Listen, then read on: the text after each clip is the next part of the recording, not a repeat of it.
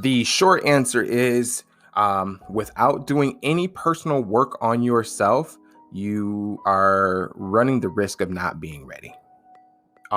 You might have been very hopeful. You might have been praying. You might have been talking to a lot of different people. But if if you haven't found a way to either work on yourself in a positive light, in a way to keep yourself from falling into despair and desperation and grief, you'll really, really want the relationship to work out. And you will probably be willing to over apologize and just beg for your spouse to allow you to show them how much you've changed, that you're willing to agree to all their terms and conditions for coming back into the marriage. You may be willing to make sacrifices of your own personal happiness in order to sustain the relationship that you've worked for, that you've worked on, that you've wanted back. And although you may say or do the things that keep your spouse extremely happy or giving them what they want, conceding to their wants and their needs, eventually, if you're not careful, and I'm not saying this will happen 100% of the time, you'll concede to someone who is now taking advantage of you.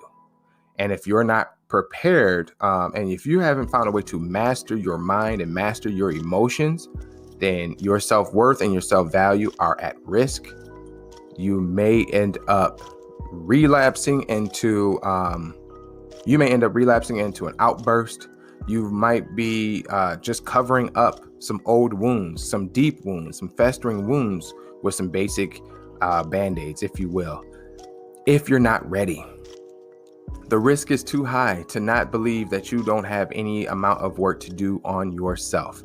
For men, if this is the case for you, I want you to understand that most of the time, if a woman has decided that she does not want to be with you anymore, or your wife, it's most likely an emotional and mental reason, not necessarily a physical one. I do know there are cases of physical being a reason for a separation, but the emotional side, to be emotionally unavailable to your spouse, means that you may have your own challenges and your own concerns and your own gripes with the relationship, and you may want to have those things addressed immediately.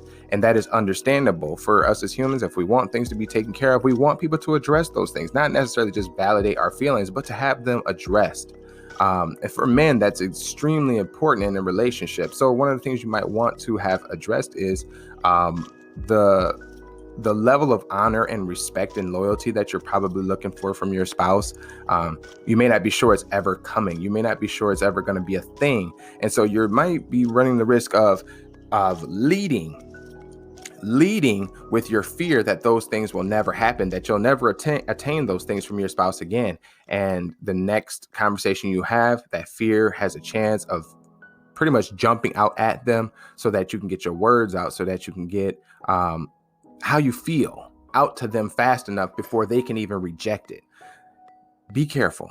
This is why I suggest that people go to counseling. And if you're not going to counseling and you're not going to therapy, you should at least be journaling what's going on with you. And I'm not so much structuring what your journaling is. I just say dump everything. Grab a pen, grab a paper, and just dump everything out. Get it all out. Get it on paper. Keep it to yourself and go over those things by yourself. If you need to, pray over what's being written down on your journal, because these are things that are all important to you. So you don't want to skip out on those things.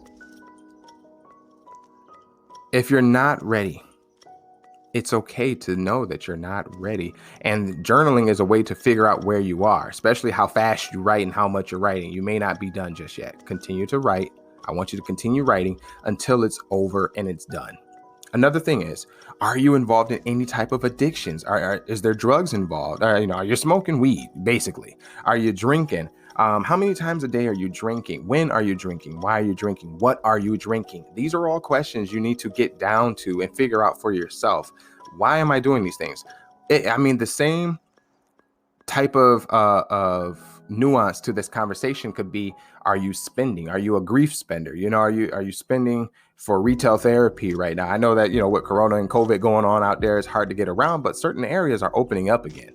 And if you're not in control of your finances, if you don't have any discipline as far as financial responsibilities go, that could be a reason why your spouse is gone. Money, besides infidelity, money is a huge reason why relationships break down. At least that's what I've come to understand. Another thing that you need to deal with is your physical presence. Did you used to be an outward, haughty, open, and social person? Have those things changed within you at any point? Have those things changed about you? Have you probably run the risk of telling a great amount of people what's going on in your relationship? I'm going to tell you right now, if you're still talking about your spouse in a negative way, if you're still talking about them about the repercussions and the echoes of the pain that they've probably put you through, are you ready to now cut back? If not at all, stop those type of conversations. See, when you talk to your friends and your family and they are your network of support, if all you have to say are the negative things that you're going through with your spouse, if it's not with a trusted group of people or a private group of support, you run the risk of poisoning the well so that your spouse, male or female, really doesn't have a lot of room when it comes to mutual friends and mutual coworkers and family members as well. These are the things you have to consider and work on when you're trying to figure out if you're ready for a reconciliation. Next up, are you ready to really talk about what caused you or your spouse a separation in the first place or a divorce? Are you ready to hear what your spouse has to say, whether what they have to say makes sense logically, or if they were just throwing a fit and this is the result of it? Are you ready to at least hear them out?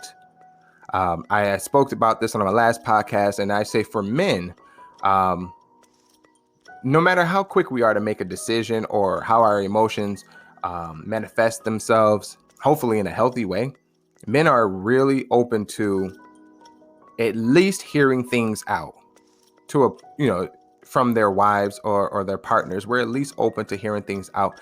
And if he truly wants to work things out, he or you will be willing to listen to each other with an open mind and an open heart, because the bigger picture at mind is that the relationship is what you guys want in the end. How you get there and the details of it, it is what it is. There's no perfect way to go about these things.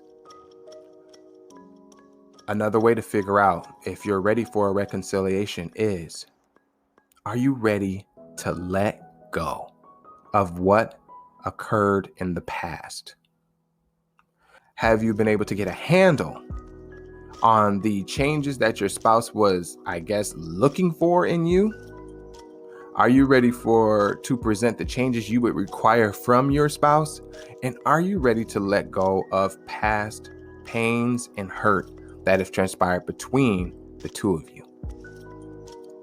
If you're not ready, if it still hurts, it's time for you to address those things by yourself. Address these things in prayer, address them in meditation, address them through new hobbies, working out, reading, writing, prayer, and professional services.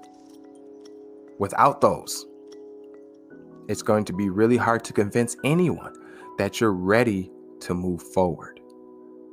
Take care of yourself during this time, because I don't want you moving forward on anything until you are ready. At this point, it doesn't matter what your spouse wants. It has to happen from you. And it has to happen within you. Another step for you to take. I hope maybe you're writing this down, or maybe you're listening, but another step you can take. Stop ingesting so much information from social media. There's a lot of information, there's a lot of support, There are a lot of people who are going through what you're looking for, and I understand that it's comforting to know that you're not the only one going through things. But I want you to keep in mind, how often are you online? How often are you in the support groups? How often are you reading someone else's crisis in their marriage? How often are you doing it? This is time that it might feel good for a while, but you're losing the time that you could be investing in yourself. You're losing the time that you could be investing in learning how to let things go. You're losing time in how you could process your emotions and your mental state in a healthier manner.